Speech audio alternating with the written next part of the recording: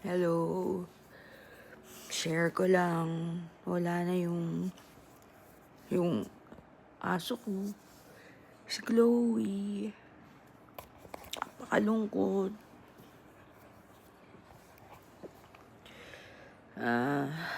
Kailangan namin mag-decide.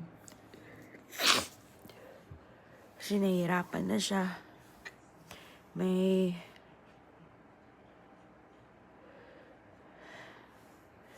Hindi ko makwento ng buo kasi naiyak na naman ako.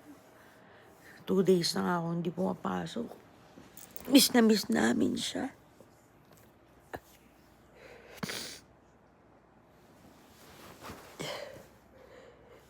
Iba pa rin kapag nandito yun. Sobrang bait kasi na aso na yun. Tapos pang tao. Kaya sobrang hirap tanggapin.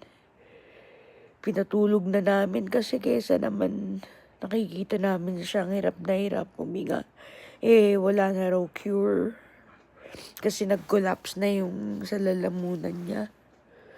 Hindi na nakakatulog. Isang buong magdamag. Nakatingala lang. Alangan naman panoorin namin na ganun. May cure. Oxygen lang daw. Pero dependable na siya dun. Mahirap naman yung ganun. Parang pinahihirapan pa namin siya lalo. Kaya nag-decide na lang kami ng wife ko na patulugin na para tapos na yung paghihirap niya. Pero masakit sa amin. Napakabilis ng pangyayari.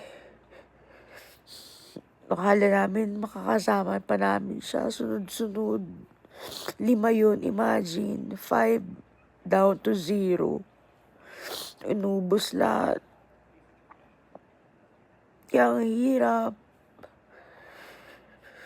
Ang hirap na may asong napakabait, sobrang well-trained, behave, parang tao, nakikinig, kulang na lang magsalita.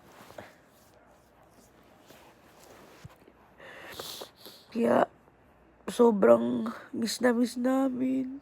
We love you, Chloe. Bye-bye.